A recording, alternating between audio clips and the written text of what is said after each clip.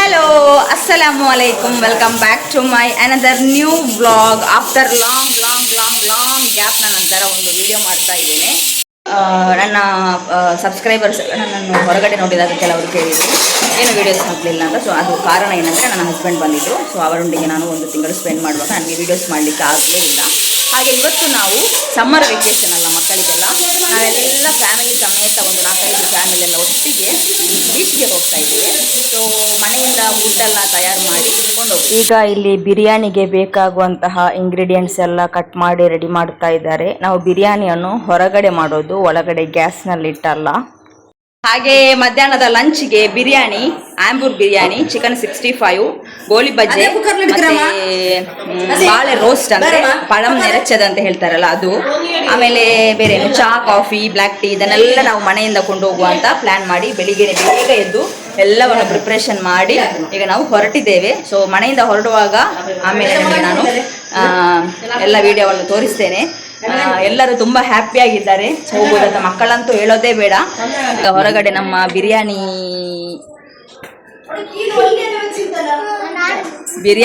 Ready ಆಗ್ತಾ ಉಂಟು. So ಅದನ್ನು ನಿಮಗೆ ನಾನು ತೋರಿಸ್ತೇನೆ, ಎಷ್ಟು ಏನು ಯಾವ ಹಂತಕ್ಕೆ ಬಂದಿದೆ ಅಂತ ತೋರಿಸ್ತೇನೆ. Just white. ಗ್ಯಾಸಿನ ಅಭಾವದಿಂದ ನಾವಿಲ್ಲಿ ಒಲೆಯನ್ನಿಟ್ಟು ಬಿರಿಯಾನಿ ಮಾಡ್ತಾ ಇದ್ದೇವೆ. ಮತ್ತು ಒಳಗಡೆ ಸ್ವಲ್ಪ ಗ್ಯಾಸಲ್ಲಿ ಕೆಲಸ ಆಗ್ತಾ ಉಂಟು, ಹಾಗೆ ನಮಗೆ ಆಗಲಿಲ್ಲ. ಈಗ ಟೊಮೆಟೊ, ನೀರುಳ್ಳಿ ಮತ್ತು ಜಿಂಜರ್ ಗಾರ್ಲಿಕ್ ಪೇಸ್ಟ್ ಮತ್ತು ಗರಂ ಮಸಾಲ ಅದು ಇದೆಲ್ಲ ಹಾಕಿ ಇಲ್ಲಿ ಈಗ ಫ್ರೈ ಮಾಡ್ತಾ ಇದ್ದಾರೆ. ಮಸಾಲ ಎಲ್ಲ ಹಾಕಿದ್ದಾರೆ, ಮಸಾಲ ರೆಡಿ ಆಗ್ತಾ ಉಂಟು. ಹಾಗೆ ಇಲ್ಲಿ ಗೋಳಿ ಬಜ್ಜೆ ಮಾಡಲಿಕ್ಕೆ ಬ್ಯಾಟರ್ ರೆಡಿಯಾಗಿದೆ.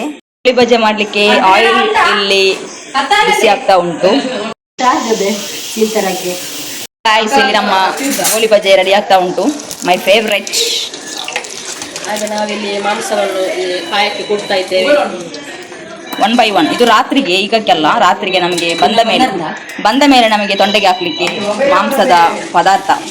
ಎರ್ಚಿರೆ ಪಚ್ಚಕರಿ ರೆಡಿ ಆಗ್ತಾ ಉಂಟು. So yummy, looking so yummy. Wow, ನೋಡುವಾಗಲೇ ಬಾಯಲ್ಲಿ ನೀರು ಬರ್ತದೆ ಗಾಯ್ಸ್ ನನಗೆ. Yummy yummy, wow, looking delicious, yummy. എർച്ചി തണ്ണിയോട് അങ്ങനെ ബീത്തണ്ട ಅದು ಬಿನ್ನಗಟ್ಟಿ ಕೊತ್ತಂಬರಿ ಸೊಪ್ಪು ಹಾಕಿದ್ದೇವೆ. ಫೈನಲ್ ಆಗಿ ಒಂದು ಪಚ್ಚಕರಿಯಲ್ಲಿ ರೆಡಿಯಾಗಿದೆ. ಇಲ್ಲಿ ನಮ್ಮ ಬಿರಿಯಾನಿಗೆ ಬೇಕಾಗುವಂತಹ ಬೀಫ್ ರೆಡಿಯಾಗಿದೆ. ನೋಡಿ ಎಷ್ಟು ಒಳ್ಳೆ ಬೀಫ್ ಅಂದರೆ ವೆರಿ ಜ್ಯೂಸಿ ಆಗಿರ್ಬೋದು ಅಂತ ಅನಿಸ್ತದೆ. ಯಾಕಂದರೆ ಇಲ್ಲಿ ನೋಡಿ ಎಷ್ಟು ಅಂತ ಹೇಳೋದು ಪಸೆ ಉಂಟಂತ,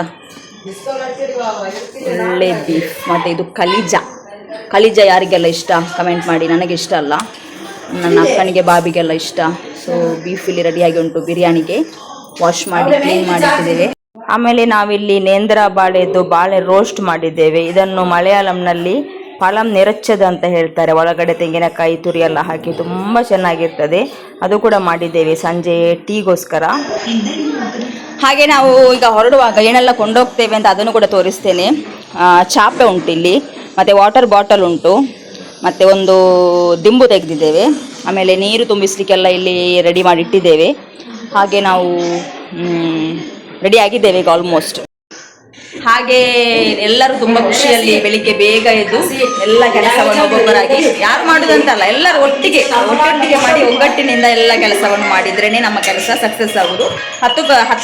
2 ಕೈ ಸೇರಿದ್ರೇ ಚಪ್ಪಾಳೆ ಅಂತ ಹೇಳುವಾಗೆ ನಾವೆಲ್ಲ ಒಟ್ಟಿಗೆ ಬೆಳಿಗ್ಗೆಯಿಂದ ಕಷ್ಟಪಟ್ಟು ಎಲ್ಲ ಮಾಡಿ ಈಗ ಹೊರಡ್ತಾ ಇದ್ದೇವೆ. ಹೊರಟಿದ ನಂತರ ಏನೆಲ್ಲ ಅಲ್ಲಿ ಆಗ್ತದೆ ಅಂತ ನಿಮ್ಮೊಂದಿಗೆ ನಾನು ಶೇರ್ ಮಾಡ್ತೇನೆ. Stay tuned. So guys, finally ನಾವೆಲ್ಲ ರೆಡಿಯಾಗಿ ಈಗ ನಮ್ಮದು ಲಗೇಜ್ ಎಲ್ಲ ನಮ್ಮ ಕಾರಿನಲ್ಲಿ ರೆಡಿಯಾಗಿದೆ. ಇದು ವಾಟರ್ ಮೆಲನ್ ಜ್ಯೂಸ್, ಬಿರಿಯಾನಿ ಮತ್ತು ಎಲ್ಲ ಉಂಟು. ಮತ್ತೆಲ್ಲ ನಿಮಗೆ ನಾನು ಮತ್ತೆ ತೋರಿಸ್ತೇನೆ. Let's go.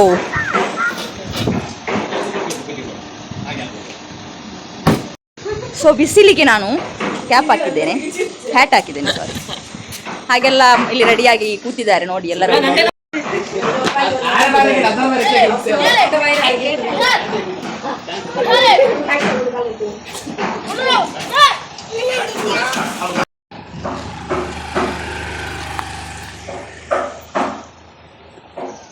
ಹಾಗೆ ನಾವು ಒಂದು ಕಾರಲ್ಲಿ ಜನ, ಮತ್ತೆ ಒಂದು ಆಟೋ ರಿಕ್ಷಾ, ಮತ್ತೆ ಒಂದು ಬೈಕ್, 3 ಗಾಡಿಯಲ್ಲಿ ಹೋಗ್ತಾ ಇದ್ದೇವೆ. ಕಾರ್ ಫುಲ್ ಲೋಡ್ ಆಗಿದೆ. ರಿಕ್ಷಾ ಕೂಡ ಲೋಡ್ ಆಗಿದೆ ಮತ್ತು 2 ವೀಲರ್ 3 ಗಾಡಿಯಲ್ಲಿ ಹೋಗ್ತಾ ಇದ್ದೇವೆ. ಅಲ್ಲಿಗೆ ಹೋಗಿ ಆಲ್ಮೋಸ್ಟ್ ರೀಚ್ ಆಗುವಾಗ ನಮ್ಮದು ಲಂಚ್ ಟೈಮ್ ಆಗಿರ್ತದೆ ಐ ಥಿಂಕ್. ಈಗ ನಾವು ರೀಚ್ ಆಗಲಿಕ್ಕೆ ಸ್ವಲ್ಪ ಹೊತ್ತೇ ಇರೋದು.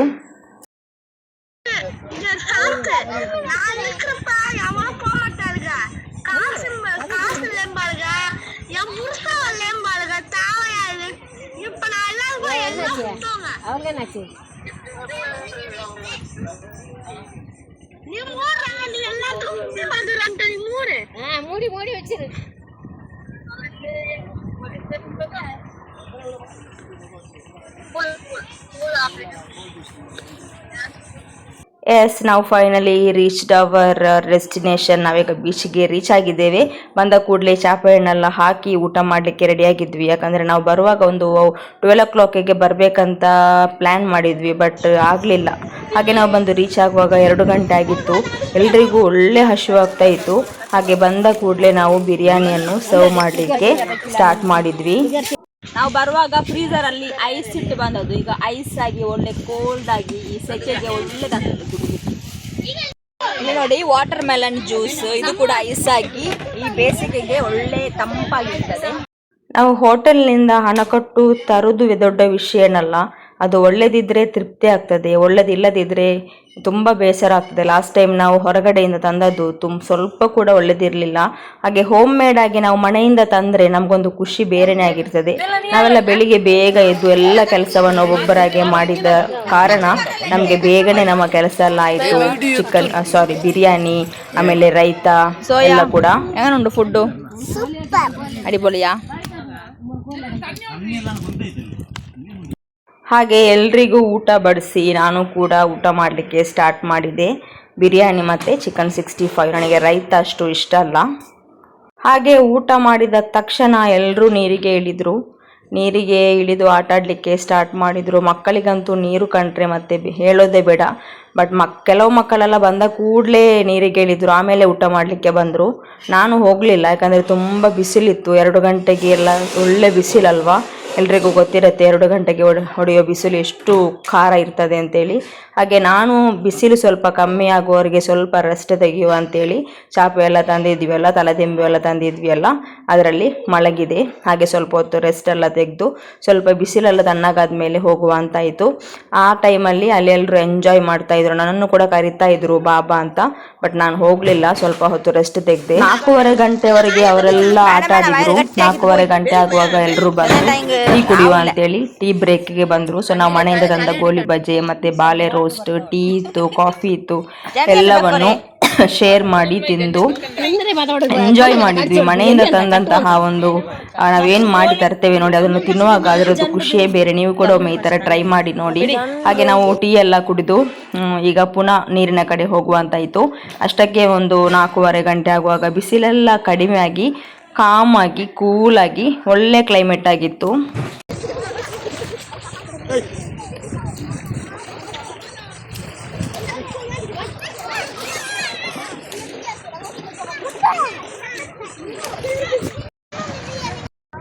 ಸೊ ಗೈಸ್, ಫೈನಲಿ ನಾನು ಊಟ ತಿಂಡಿ ಚಹಾ ಕಾಫಿ ಎಲ್ಲ ಮಾಡಿ ಈಗ ಶಾರ್ಪ್ ಸಮಯ 5 ಗಂಟೆ ಆಯಿತು.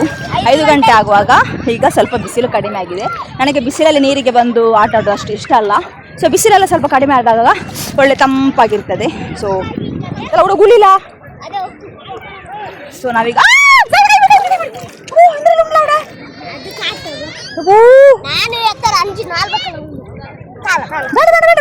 ಬ್ಯಾಂಡ ಜಯಾನ ಮೊಬೈಲ್. ಸೊ ಇದು ನಾವು ಈಗ ಇರೋದು ಮರುವಾಯಿ ಬೀಚ್ ಅಂತ ಹೇಳ್ತಾರೆ, ಮತ್ತೇನಂದರೆ ಕೌಲ್ ಬೀಚ್ ಅಂತ ಹೇಳ್ತಾರೆ. ಸೊ ಆ ಒಂದು ಬೀಚಲ್ಲಿ ನಾವೀಗಿದ್ದೇವೆ. ಈಗ ನಾವು ನೀರಿನ ನಡುವಿಗೆ ಹೋಗ್ತಾ ಇದ್ದೇವೆ.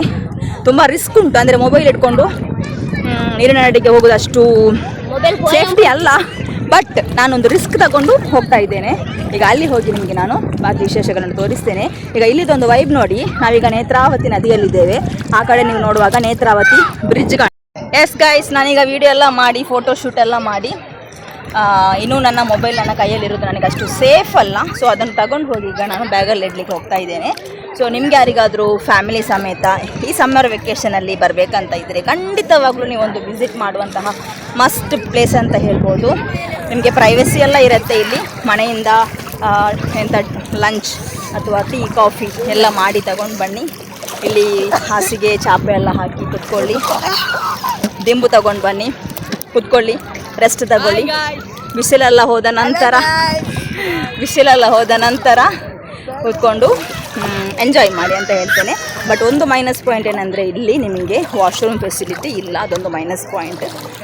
ಸೊ ಅದಕ್ಕೆ ಸ್ವಲ್ಪ ಅಡ್ಜಸ್ಟ್ ಎಲ್ಲ ಮಾಡಿ ನಾವು ಮನೆಯಿಂದ ಬರುವಾಗ ಬೆಡ್ಶೀಟ್ ಎಲ್ಲ ತೊಗೊಂಡು ಬಂದು ಸ್ವಲ್ಪ ಪ್ರೈವೇಸಿ ಮಾಡಿ ನೀರೆಲ್ಲ ತೊಗೊಂಡು ಬಂದಿದ್ದೇವೆ. ಅದರಿಂದ ನಾವು ವಾಶ್ ಎಲ್ಲ ಮಾಡಿ ಮನೆಗೆ ಹೋಗಿ ಈಗ ನಾನು ಮೊಬೈಲನ್ನು ಹೋಟೆಲಿಟ್ಟು ಸ್ವಲ್ಪ ಹೊತ್ತು ಎಂಜಾಯ್ ಮಾಡಿ ಆಟ ಎಲ್ಲ ಮಾಡಿ ಮತ್ತೆ ಸಿಗ್ತೇನೆ. ಓಕೆ.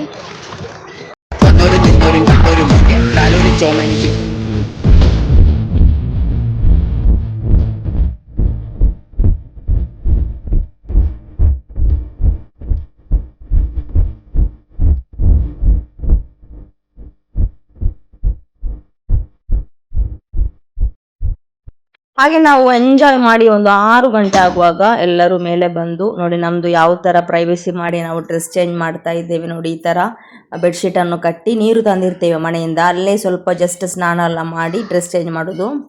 ಸೊ ನಾವೀಗ ಡ್ರೆಸ್ ಎಲ್ಲ ಚೇಂಜ್ ಮಾಡಿ ನಾವೀಗ ಮನೆಗೆ ಹೋಗ್ತಾ ಇದ್ದೇವೆ. ವಿ ಆರ್ ಎಂಜಾಯ್ಡ್ ಅಲ್ಲ, ತುಂಬ ಎಂಜಾಯ್ ಮಾಡಿದ್ವಿ.